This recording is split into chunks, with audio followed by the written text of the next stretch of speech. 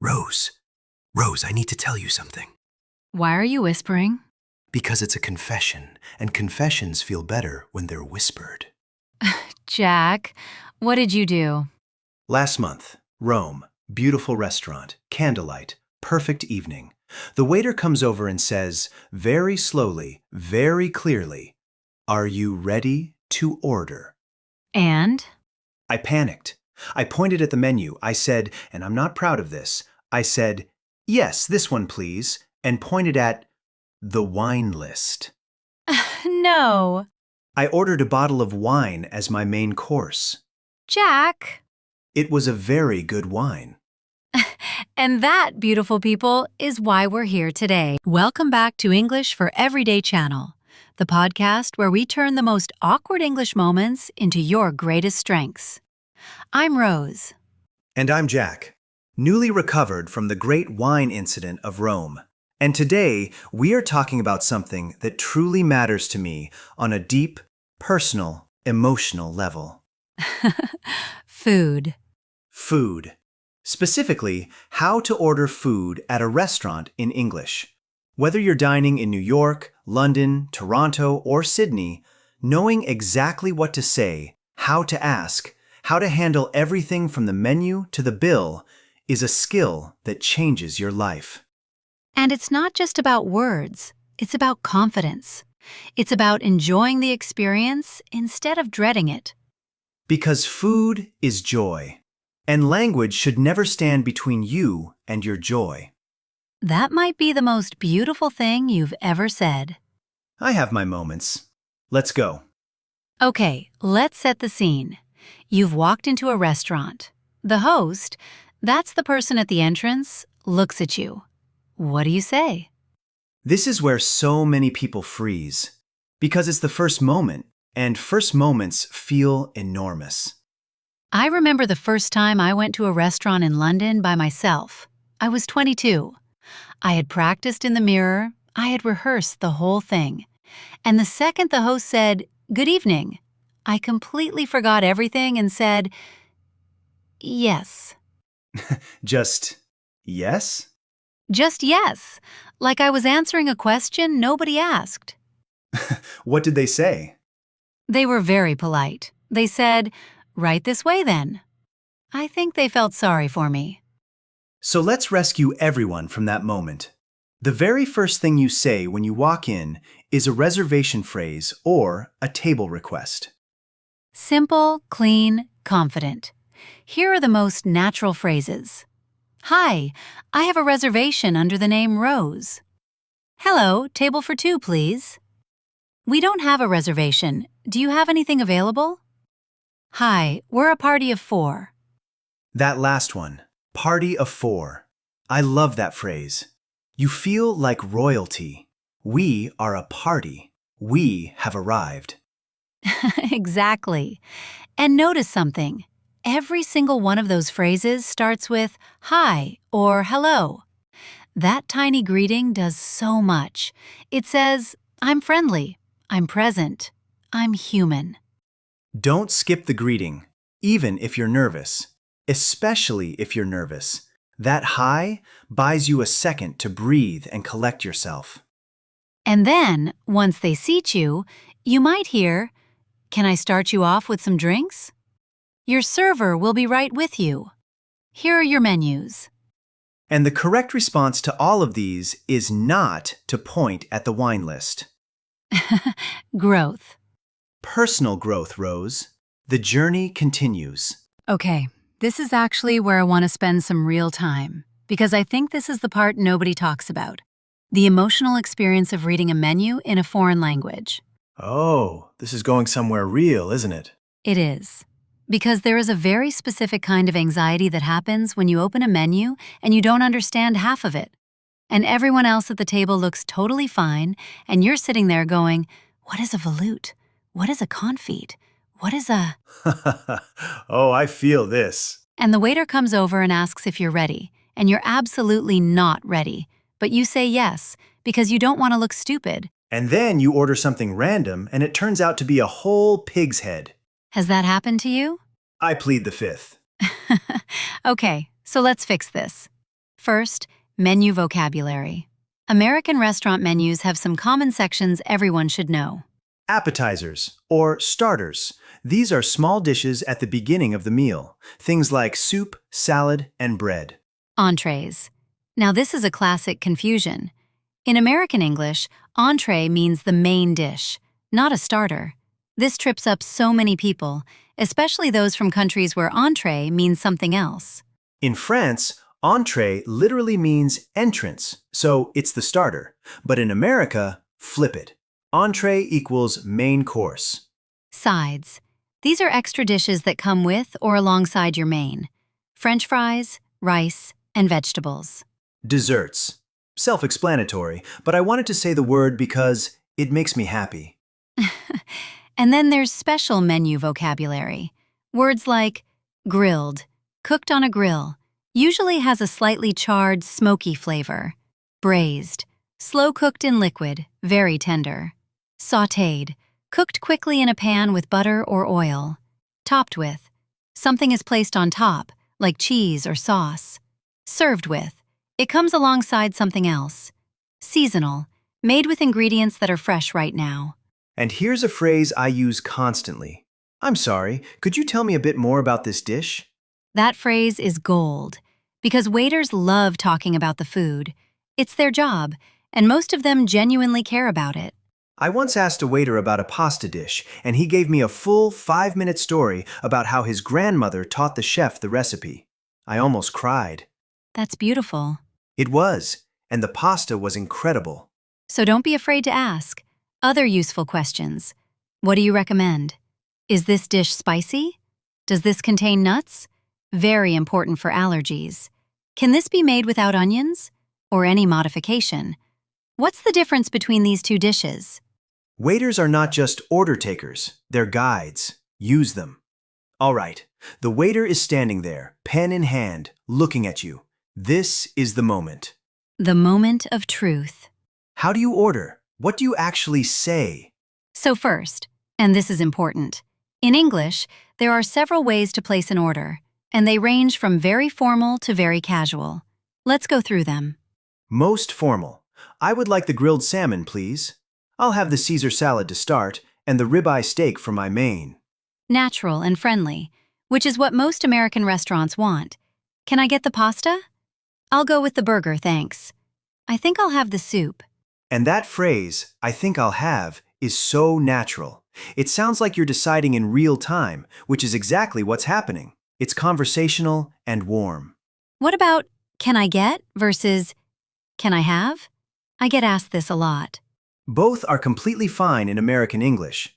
Can I get sounds a little more casual, a little more American. Can I have is slightly more polite. Neither is wrong. And here's something I want to say that nobody says enough. You are allowed to take your time. You are a paying customer. The waiter is there to help you. I think this is important emotionally, because there's so much shame around not being ready, around not knowing, and that shame makes us rush, and rushing makes us more anxious. Exactly. If you need more time, just say, "Could I have just another minute, please? I'm almost ready. Just one more second. Sorry, could you come back in a moment?" Any good server will say, "Of course," with a smile. And if they don't, that's a bad restaurant, not a bad you. Now, ordering for the table. If you're with friends or family and you're in a group, sometimes one person orders for everyone. Here's how that sounds. We'll start with the calamari and the bruschetta. Then, for mains, she'll have the risotto, he'll have the steak, medium rare, and I'll have the salmon. Medium rare.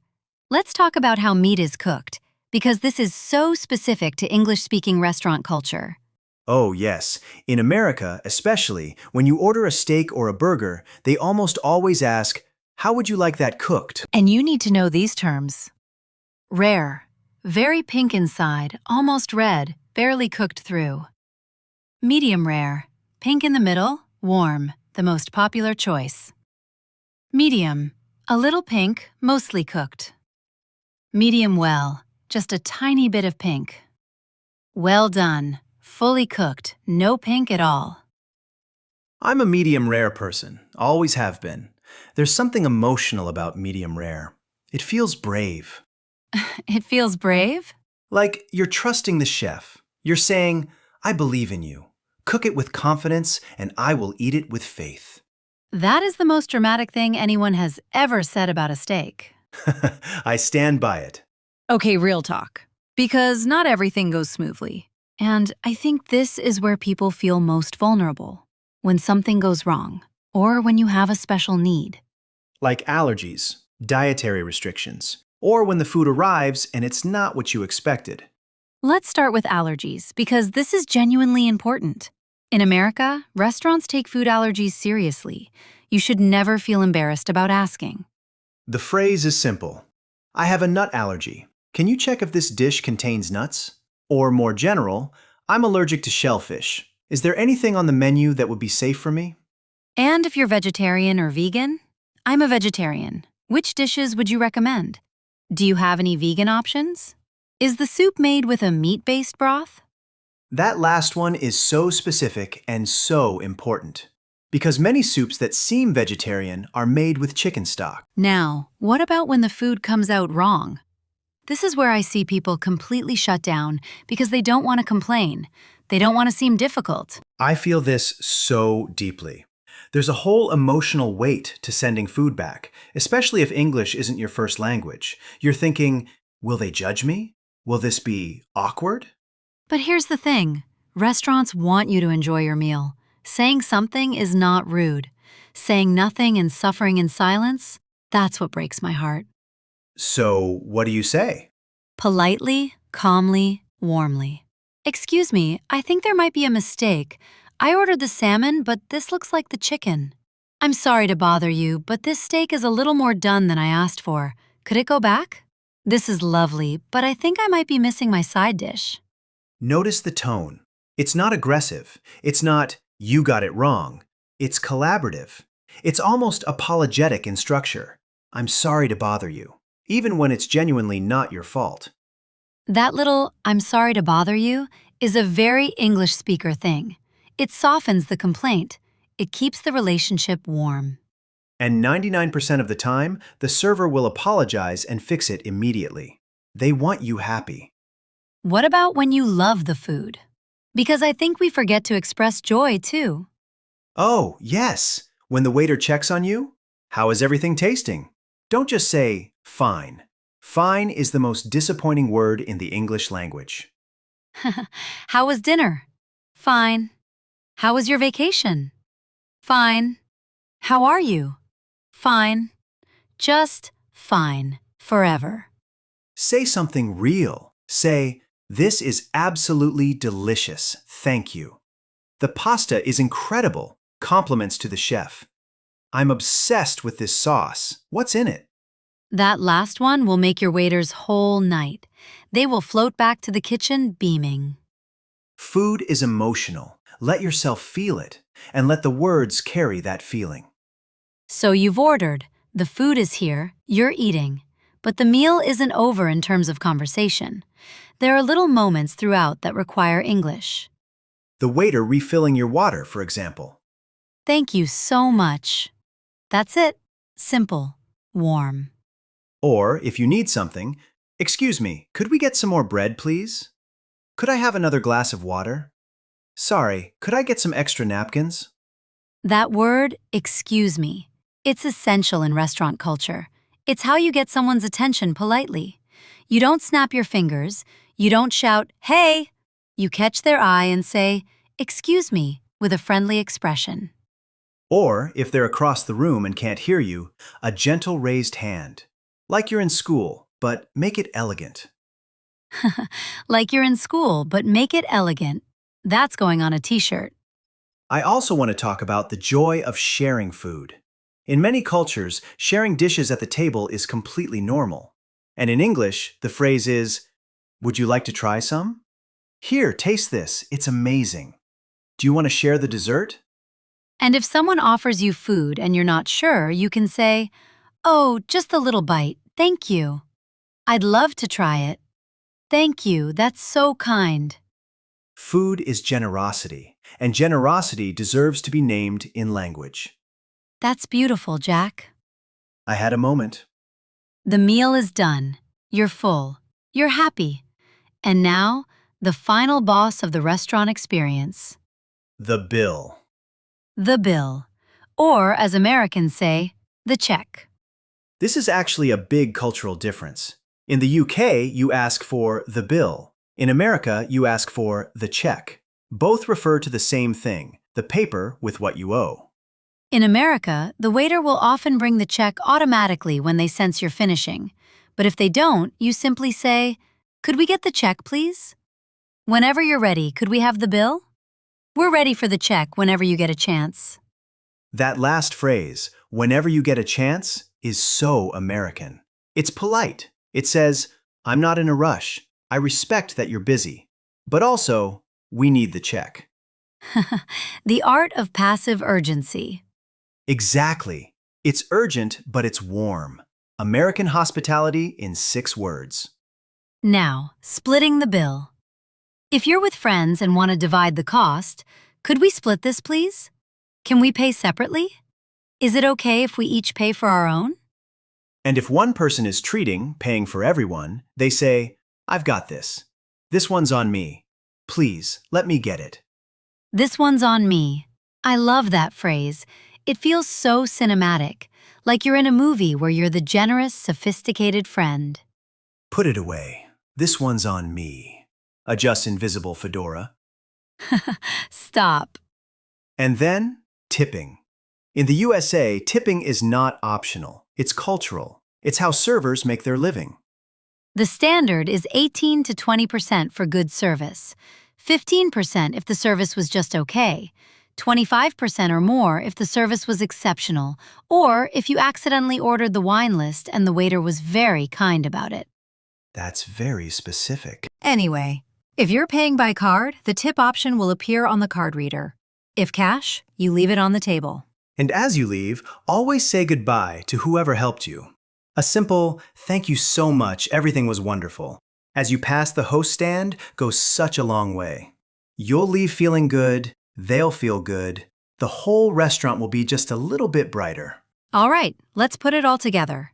Jack, you're going to be the waiter. I'm going to be the best waiter you've ever seen. Ready? Here we go. Good evening, welcome in. Do you have a reservation? Hi, yes, reservation for 2, under the name Chen. Perfect, right this way. Can I start you off with something to drink? Could we get some water to start? And I'd love to look at the wine list, thank you. Of course. Take your time with the menu, and I'll be back in a few minutes. See how easy that was? 3 exchanges. Water requested, menu time bought. Nobody panicked. Are you ready to order? I think so. Could you tell me more about the risotto? Is it very rich? It's creamy, yes, made with a Parmesan and truffle base. It's one of our most popular dishes. That sounds wonderful. I'll have the Caesar salad to start, and the risotto for my main. And could I ask, does the salad contain anchovies? I'm a vegetarian. It does, but we can absolutely make it without. No problem at all. Thank you so much. I really appreciate that. Thank you so much. I really appreciate that. The world didn't end. That's our new motto. That's a wrap on today's episode of English for Every Day. Quick recap. When you arrive, greet warmly. State your reservation or table size. When reading the menu, ask questions. Use the waiter as your guide. When ordering, take your time. Be specific and say what you need. During the meal, communicate joy. Ask for what you need with, excuse me, and share food with warmth. At the end, ask for the check, tip your server, and always say goodbye. And above all, remember that restaurants are meant to be joyful. Don't let language get in the way of that joy. Every word we've shared today is just a tool to help you be more present, more confident, and more connected. The next time you sit down at a restaurant in an English-speaking country, I want you to take a breath, open that menu, and feel at home, because you belong there. You really do. We're on Instagram and everywhere podcasts live. If you try any of these phrases and it goes brilliantly, or hilariously, we want to hear about it. Leave us a review if this helped you. It means the world, truly. I'm Rose. And I'm Jack, who has learned, finally, to look at the food menu before ordering. This has been English for Every Day. See you next time. Thank you.